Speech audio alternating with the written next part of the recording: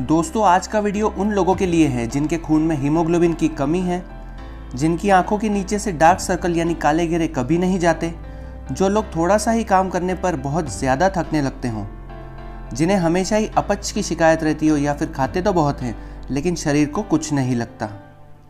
लंबी बीमारी से उठने के बाद में जिन लोगों के बाल उम्र से पहले ही सफ़ेद या फिर झड़ने लगते हों, अस्थमा या फिर सांस से जुड़ी हुई कोई भी परेशानी हो, या फिर कुछ भी खाने के बाद में जिन्हें टॉयलेट जाना पड़ता हो, जिसे हम IBS सिंड्रोम के नाम से भी जानते हैं।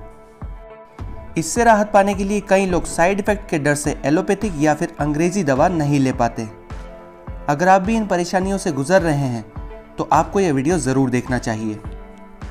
आज हम बात करेंगे आयुर्वेदिक दवा लोहासव के बारे में कि ये किन किन जड़ी बूटियों से मिलकर बनी हुई है, इसके यूजेस यानी उपयोग क्या क्या होते हैं, इसके डोसेज यानी इसे कैसे लेना है, क्या बच्चे भी इसे ले सकते हैं, लोहासव सिरप को किससे कितना लेना चाहिए, क्या इसे प्रेगनेंसी या फिर ब्रेस्ट फीडिंग में भी उपयोग में लाया जा सकता है और कौन लोग इसे नहीं ले सकते हैं, और आखिर में हम जानेंगे कि इसके साइड इफ़ेक्ट क्या क्या हो सकते हैं और उनसे कैसे बचा जाए। दोस्तों अगर आप लोहासव सिरप का ज़्यादा से ज़्यादा फ़ायदा लेना चाहते हैं तो सबसे पहले किसी अच्छी पैथोलॉजी लैब से CBC यानी कंप्लीट ब्लड काउंट की रिपोर्ट ज़रूर से चेक करा लें। उसके बाद स्क्रीन पर दी गई नॉर्मल CBC रिपोर्ट से कंपेयर कर लें। अगर आपका हीमोग्लोबिन काउंट कम आता है तो लोहासव सिरप का सेवन 3 से 6 महीनों तक लगातार करें और फिर से CBC रिपोर्ट चेक करा लें। इससे आपको पता चलेगा कि यह दवा आप पर कितना काम कर रही है।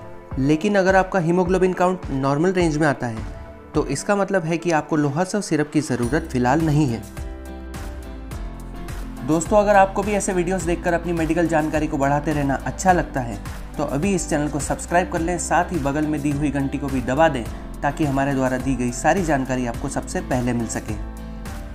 यहाँ हम बताते हैं सभी आयुर्वेदिक और अंग्रेजी दवाओं के बारे में सारी जानकारी, वो भी सरल से सरल तरीके से। तो चलिए शुरू करते हैं। लोहासव सिरप कई बड़ी बड़ी कंपनियों द्वारा बनाया जाता है जैसे पतंजलि, बैद्यनाथ, डाबर आदि। इस दवा की एक्सपायरी 10 साल तक की होती है क्योंकि इसके अंदर सेल्फ जनरेटेड अल्कोहल होता है जो इस दवा के तत्वों को एक्टिव फॉर्म में रखने का काम करता है। लेकिन इसका मतलब ये बिल्कुल भी नहीं है कि इसे पीने से नशा चढ़ता हो। लोहासव सिरप में लौह भस्म, हरड़, आंवला, बहेड़ा, सौंठ, काली मिर्च, चित्रकमूल और नागरमोथा जैसी और भी कई जड़ी बूटियाँ मिली हुई होती हैं जो हमारे डाइजेशन को इम्प्रूव करती हैं और मेटाबॉलिज्म को बढ़ाती हैं। एनीमिया या पांडु रोग में इस दवा को लेने से हमारे खून में हीमोग्लोबिन की मात्रा भी बैलेंस होती है।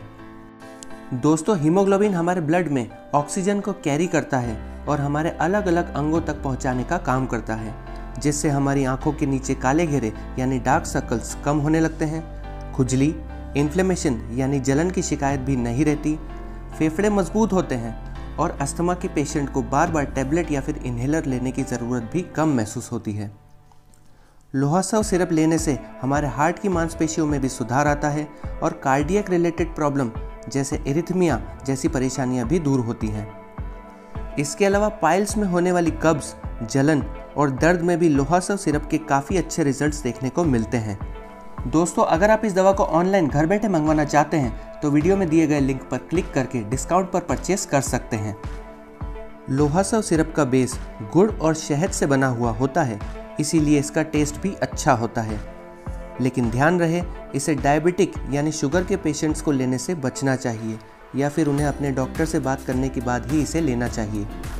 गाइस लोहासव सिरप को बराबर मात्रा में पानी में मिलाकर खाना खाने के बाद लेने की सलाह दी जाती है। वैसे तो 18 साल से ऊपर के लोगों को लोहासव सिरप दिन में एक बार 15 से 30 ml खाना खाने के बाद से स्टार्ट करना चाहिए, लेकिन कुछ डॉक्टर्स पेशेंट की कंडीशन के अनुसार इसे दिन में 2 बार भी लेने की सलाह देते हैं। लोहासव सिरप को प्रेगनेंसी में लेने की सलाह नहीं दी जाती क्योंकि उस समय गायनेकोलॉजिस्ट कई दूसरी दवाएं भी देते हैं जिनमें कई मल्टीविटामिन और फॉलिक एसिड टैबलेट प्रमुख होती है।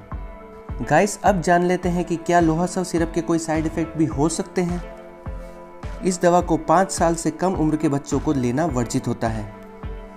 इसे हमेशा खाना खाने के बाद ही लेना चाहिए, नहीं तो पेट में जलन, घबराहट या फिर एसिडिटी की शिकायत भी हो सकती है। इसके बताए हुए डोज से ज़्यादा लेने पर पेट में दर्द या फिर उल्टी भी हो सकती है।